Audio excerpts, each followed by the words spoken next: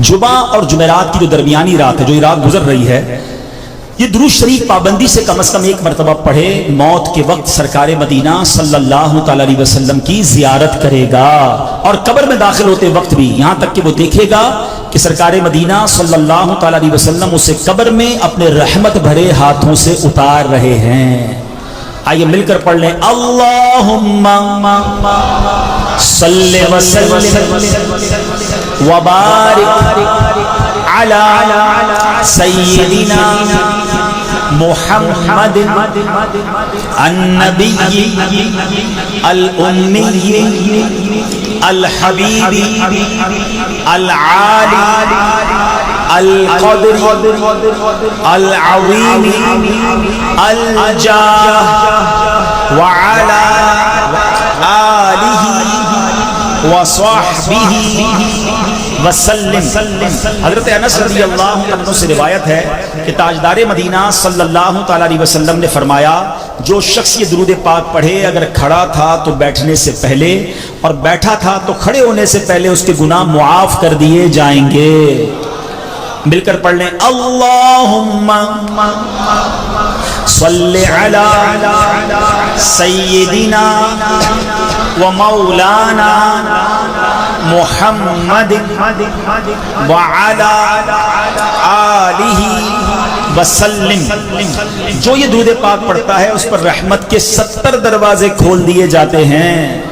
मिलकर पढ़ लें, सल्लल्लाहु अला मुहम्मद। अल्लामा अहमद सादी रहमतुल्लाहि तआला अलैह बाज़ बुजुर्गों से नकल करते हैं, इस दुरूद शरीफ को एक बार पढ़ने से 6 लाख दुरूद शरीफ पढ़ने का सवाब हासिल होता है। मिलकर पढ़ लें, अल्लाहुम्मा सल्लि अला सय्यिदिना मुहम्मद अदद मा फी इल्मिल्लाहि स्वलातन दाइमतन बिदवामी मुल्किल्लाह। एक दिन एक शख्स आया तो नबी पाक अलैहिस्सलाम ने उसे अपने और सिद्दीक़ अकबर रज़ियल्लाहु तआला अन्हु के दरमियान बिठा लिया। उससे सहाबाए किराम को बड़ी हैरत हुई कि ये कौन बड़े मर्तबे वाला शख्स है। जब वो चला गया तो सरकार दो आलम अलैहिस्सलाम ने फरमाया, ये जब मुझ पर दुरूद पाक पढ़ता है तो यूं पढ़ता है, आप भी पढ़ लीजिए, अल्लाहुम्मा सल्लि अला मुहम्मद कमा तुहिब्बु व तर्दा लह। शाफ़े उम्म सल्लल्लाहु अलैहि वसल्लम का अजमत वाला फरमान है, जो शख्स यूं दुरूद पाक पढ़े उसके लिए मेरी शफाअत वाजिब हो जाती है। मिलकर पढ़ लें, अल्लाहुम्मा सल्लि अला मुहम्मद व अंज़िलहुल मक़अद अल मुक़र्रब इंदका यौमल क़ियामह। हज़रत इब्न अब्बास रज़ियल्लाहु तआला अन्हु से रिवायत है कि सरकार मदीना सल्लल्लाहु तआला अलैहि वसल्लम ने फरमाया, इसको पढ़ने वाले के लिए 70 फरिश्ते 1000 दिन तक नेकियां लिखते हैं। मिलकर पढ़ लें, जज़ल्लाहु अन्ना मुहम्मदन मा हुवा अहलु। एक ऐसा आपको कमाल का वजीफा बताऊंगा या एक ऐसी कमाल की हदीस आप सुनेंगे कि जिसमें एक अजीम और शान फरिश्ता जो है वो क़यामत तक आपके लिए दुरूद पाक, क़यामत तक आपके लिए दुआ करेगा, क़यामत तक आपके लिए इस्तग़फ़ार करेगा। वो कैसे? अब हदीस सुनिए। अल्लाह के हबीब अलैहिस्सलाम फरमाते हैं, इन्ना लिल्लाहि मलकन लहू जनाहानी अहदुहुमा बिल मशरिकी वल आखिरु बिल मग़रिबी। आका फरमाते हैं, अल्लाह पाक का एक फरिश्ता है, उसका एक बाजू ईस्ट में है यानी मशरिक में है और दूसरा बाजू मगरिब में, वेस्ट में है। फिर फरमाया, फ़इज़ा सल्लल अब्दु अलैया हुब्बन, जब कोई शख्स मुझ पर मोहब्बत से दुरूद भेजता है, इन गमसा फिल माइ सुम्मा यंतक़िदु फ़यख़्लुक़ुल्लाहु मिन कुल्लि क़तरतिन मिन्हु मलकन। आका फरमाते वो इतना बड़ा परिंदा जो है ना, जब कोई बंदा मुझ पर मोहब्बत से दुरूद पढ़ता है, मेरा कोई उम्मती, वो फरिश्ता رحمت کے پانی میں غوطہ لگاتا ہے اور اپنے پر جھاڑتا ہے، اللہ پاک اس کے پروں سے ٹپکنے والے ہر قطرے سے ایک فرشتہ پیدا فرماتا ہے۔ کتنے قطرے ٹپکیں گے؟ کبھی آپ نے غور کیا کوئی چڑیا پانی میں گر جائے پھر اپنے پروں کو پھڑپھڑائے تو کتنے سارے قطرے گرتے ہیں، اتنا بڑا فرشتہ، اور جب وہ پر اپنے ہلاتا ہوگا تو کتنے قطرے گرتے ہوں گے، اور پھر اس سے کتنے فرشتے پیدا ہوتے ہیں۔ اچھا جب فرشتے پیدا ہوئے ان کی ڈیوٹی کیا ہے؟ نبی پاک فرماتے ہیں یستغفرون لذالک المصلی علی الی یوم القیامہ، آقا فرماتے ہیں اس کی ڈیوٹی کیا ہوتی ہے؟ پیدا ہونے والے ہر فرشتے کی، وہ فرشتے قیامت تک اس درود پڑھنے والے کے لیے استغفار یعنی دعائے مغفرت کرتے ہیں۔ ہائے ہائے، ایک درود پاک، اس کی برکت سے کتنے فرشتوں کو اللہ پیدا فرماتے ہیں، اور سارے فرشتے درود پڑھنے والے کے لیے دعائے مغفرت کرتے ہیں۔ تو کاش رمضان میں ایسی درود پاک پڑھنے کی عادت بن جائے کہ پھر ہم پورا سال ہی درود پڑھنے والے بن جائیں۔ محبت کے ساتھ باآواز بلند درود پاک پڑھ لیں۔ صلو علی الحبیب صلی اللہ تعالی علی محمد صلی اللہ علیہ وسلم۔ شاعر لکھتے ہیں دل میں ہو میرے جائے محمد، دل میں ہو میرے جائے محمد، سر میں رہے سودائے محمد، جب گھبرائیں گے آسی ڈر کر، رحمت حق یہ کہے گی بڑھ کر، چین کریں شہدائے محمد صلی اللہ علیہ وسلم۔ ایک بار پھر درود پاک پڑھ لیں۔ صلو علی الحبیب صلی اللہ تعالی علی محمد صلی اللہ علیہ وسلم۔ ہم آلموسٹ ہاف آف رمضان کے قریب پہنچ گئے ہیں، اور ماہ رمضان میں بہت سارے تاریخی واقعات ہوئے ہیں۔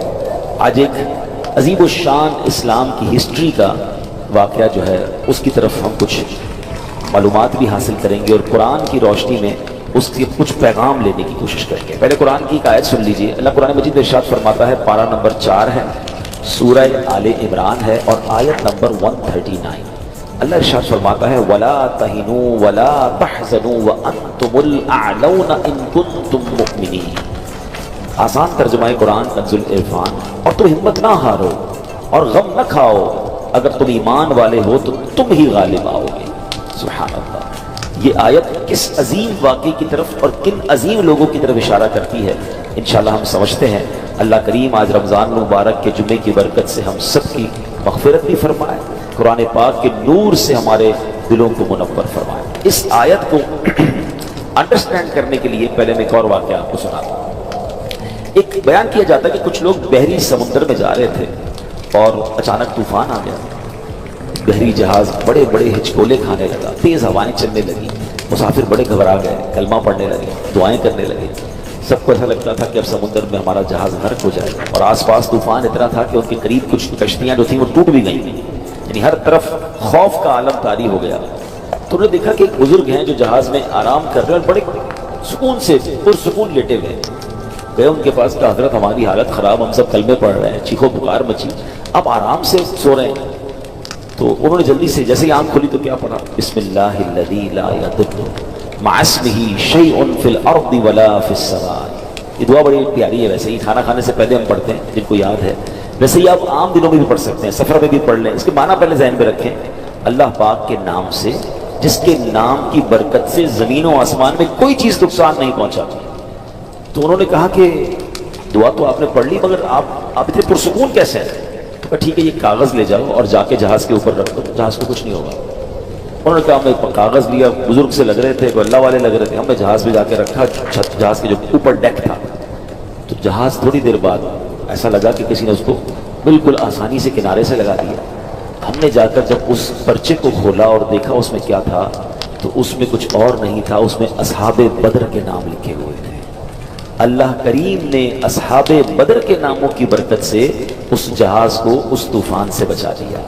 جان ساران بدر و احد پر درود، حق گزاران بیعت پہ لاکھوں سلام۔ اسلامی تاریخ کا عظیم واقعہ ہوا ہے 17 رمضان، رمضان کی 17 تاریخ کے جو واقعہ ہوا، یہ یوم الفرقان بھی کہا جاتا ہے۔ فرقان کہتے ہیں فرق کر دینا، اس دن ڈیسائیڈ ہو گیا کفر اور اسلام کے درمیان، یہ ایسا ڈیسائیڈنگ مومنٹ تھا کہ جس سے اسلام کو وہ عروج ملا، کیونکہ پلاننگ کیا تھی کفار کی، آپ سمجھیے یہ مارکا ہے نا، اس کی بہت اہمیت، سگنیفیکنسی کیوں اتنی زیادہ ہے کہ اس وقت پوری دنیا میں صرف 313 مسلمان تھے، اور اس کو اس طرح سمجھیے کہ جس صبح جنگ بدر ہونی تھی تو رات نبی پاک نے بڑا گڑگڑا کر رو کر اللہ کی بارگاہ میں دعا کی تھی کہ اے اللہ اگر آج یہ مارے گئے تو پھر دنیا میں تیرا کوئی نام لینے والا نہیں ہوگا. تو آپ سوچئے کہ اتنی تعداد تھی, چلے کچھ خواتین مدینہ شریف میں ہوں گی ورنہ آل ٹوگیدر مسلمان بدر میں موجود تھے, اور کفار کا پلان یہ تھا کہ ایک بار ہی جا کر ایسا حملہ کرنا ہے, اتنی پریپریشن کے ساتھ گئے تھے کہ ان کو نیست و نابود کر دیں گے, اسلام ہی ختم ہو جائے گا. سارے صحابہ نبی پاک خود جنگ بدر میں موجود تھے.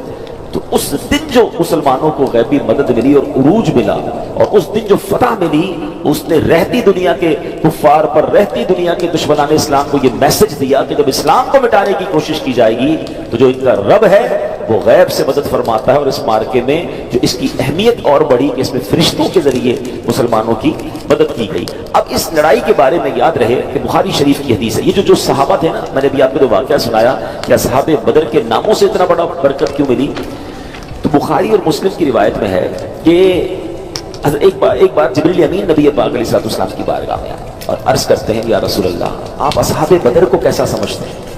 تو فرمایا من افضل المسلمین, یعنی غزوہ بدر میں شریک ہونے والے صحابہ سب مسلمانوں میں افضل ہیں. تو عرض کیا یا رسول اللہ, جبریل امین عرض کرتے ہیں یا رسول اللہ صلی اللہ علیہ وسلم, وہ فرشتے جو غزوہ بدر میں حاضر ہوئے تھے ہم فرشتوں کے درمیان بھی ان کا یہی مقام ہے. یعنی اللہ نے جس طرح ہم کہتے ہیں نا کہ اصحاب بدر کا مرتبہ تمام صحابہ میں ٹاپ آف دا لسٹ ہے, تو جو فرشتے نبی پاک اور ان کے ساتھیوں کی مدد کے لیے آسمان سے نازل ہوئے, اللہ کے تمام فرشتوں میں ان فرشتوں کو بھی فضیلت عطا فرما دی گئی ہے. اب یہاں عشق والی بات سن لو کہ جن لوگوں نے اللہ کے دین کی مدد کی, نبی پاک علیہ الصلوۃ والسلام کی بدر کے میدان میں یوں سمجھیے کہ ساتھ دیا, اللہ نے ساری دنیا سے انہیں ممتاز کر دیا. اور جو فرشتے خدمت کے لیے رسول اللہ کی بارگاہ میں حاضر ہوئے, اللہ نے ان فرشتوں کو بھی مقام افضل و اعلیٰ عطا فرما دیا. تو پتہ چلا کہ سرکار دو عالم علیہ الصلوۃ والسلام وہ عظیم ہستی ہیں کہ جو ان کا ساتھ دے, جو ان کے ساتھ یوں سمجھے سپورٹیو رول جس نے کردار ادا کیا, اللہ نے یہ مقام دیا. اور اگر اس کی ایک جھلک دیکھنا چاہیں تو آج بھی دنیا میں جو نبی پاک کا نام لیتا ہے, دین کی خدمت کرتا ہے, سچا عشق رسول پھیلاتا ہے, نبی پاک سے محبت کی بات کرتا ہے, اللہ آج اسے بھی عروج عطا فرماتا ہے. سبحان اللہ. وہ شاعر کہتے ہیں نا, ان کے جو غلام ہو گئے وقت کے امام ہو گئے, ان کے جو غلام ہو گئے وقت کے امام ہو گئے, نام لیوا ان کے جو ہوئے ان کے اونچے نام ہو گئے. نام جس نے نبی پاک کا لیا, اللہ نے اس کے ناموں کو بھی اونچا کر دیا. اب اصحاب بدر کے بارے میں علماء فرماتے ہیں کہ ان کے ناموں کے وسیلے سے دعا کی جائے تو مراد پوری ہوتی ہے. ان ناموں کی برکت سے مریضوں کو شفا نصیب ہوتی ہے, چوروں لٹیروں سے حفاظت ملتی ہے, بے روزگاری ہو تو ان ناموں کی برکت سے روزگار نصیب ہو جاتا ہے. غرض کیسی مشکل ہو, اصحاب بدر کے ناموں کے وسیلے سے دعا کریں, انشاءاللہ وہ مشکلات ٹلیں گی اور مرادیں پوری ہو جائیں گی. علماء کرام نے لکھا جو ان پاک ناموں کا ورد کیا کرے, اللہ اسے ولایت کا تاج عطا فرما دیتا ہے. تو ماشاءاللہ ان دنوں میں یہ خاص دن ہے, اصحاب بدر کے دن ہے نا, 17 رمضان. تو ان دنوں میں سوشل میڈیا پہ آپ کو انٹرنیٹ پہ سرچ کریں گے تو نام مل جائیں گے, آدھا گھنٹہ لگتا ہے. تو ان اللہ والوں کے نام لے کر اللہ کی بارگاہ میں ان کا وسیلہ پیش کریں, یا اللہ ان خوش نصیبوں پر تو نے رحمت فرمائی, فرشتوں کے ذریعے مدد فرمائی, اے اللہ ان کے صدقے ہماری بھی دعا قبول فرمائیں. یہ بڑے مقبول تھے. اچھا, اب اس پوری غزوے کی ایک جھلک میں آپ کو, یوں تو بڑا طویل واقعہ ہے, انشاءاللہ ہم کسی موقع پر اس کو ڈیٹیل میں بیان کریں گے, لیکن چونکہ ینگسٹرز بھی موجود ہیں, یہ بیان لائیو بھی جا رہا ہے, تو ایک چھوٹا سا میں سمرائز کر دیتا ہوں. یہ جو بارکہ تھا یہ غزوہ بدر 17 رمضان کو ہوا تھا. اچھا, یہ 2 ہجری میں ہوا تھا. پہلے اس کی 1.5 سال سمجھیے گا. مسلمان بڑی مشکل سے, ڈیفیکلٹی سے مکے سے مدینے پہنچے تھے, ابھی سیٹل ڈاؤن بھی نہیں ہوئے تھے, دوسرا ہی سال تھا. ان بدبختوں کو چین نہیں آ رہا تھا کہ مدینے پہنچ کیسے گئے, یہ وہاں سکون میں کیوں ہیں. مکے میں تو روز لڑائی ہوتی تھی, روز مارتے تھے, روز مسلمانوں کو تکلیف تھی. اب مسلمان ہجرت کر کے اپنا سب کچھ چھوڑ کر مدینے چلے گئے کہ چلے ہم وہاں رہیں گے. مگر دوسرے ہی سال ان ظالموں نے وہاں حملہ کیا, اور پلان یہ تھا کہ ونس ان آل اس کو ختم کرنا ہے. اب صحابہ کتنے ہیں؟ 313. تلواریں کتنی ہیں؟ 8. ٹھیک ہے, رمضان شریف کے دن ہیں, کھانے پینے کا سامان بھی زیادہ نہیں تھا, مگر جوش ایمانی ایسا تھا, جذبہ جانثاری ایسا تھا کہ 1000 کا لشکر سامنے ہے اور یہ صحابہ ان کے سامنے کھڑے ہو گئے. روایت میں آتا ہے کہ نبی پاک علیہ الصلوۃ والسلام نے صحابہ سے کوسچن کیا کہ ہم میدان بدر میں جائیں یا رک جائیں. ایک سجیشن تھا, ایک مشورہ تھا. صحابہ کا جو رپلائی تھا نا ذرا سنیے. مسلمانوں کے پہلے خلیفہ حضرت ابوبکر صدیق اور دوسرے خلیفہ حضرت عمر فاروق اور دیگر صحابہ کرام نے عرض کیا یا رسول اللہ آپ کے لیے مکہ چھوڑا ہے, آپ کے لیے سب کچھ قربان کیا ہے, اب جانے بھی آپ کے نام پر قربان کریں گے, اب ہم سے نہ پوچھے جانا ہے کہ نہیں جانا, we are ready for everything whatever you want, آپ جو فرمائیں گے ہم اس کے لیے راضی ہیں. اب نبی پاک نے انصار کی طرف رخ کیا. ذرا سمجھیے گا, یہ بھی پتا ہونا چاہیے مہاجرین کون تھے, انصار کون تھے. مہاجرین وہ تھے جو مکے سے ہجرت کر کے مدینے آئے تھے, جو مدینے میں پہلے سیٹل تھے نا وہ انصار تھے, اور انہوں نے ہیلپ کی تھی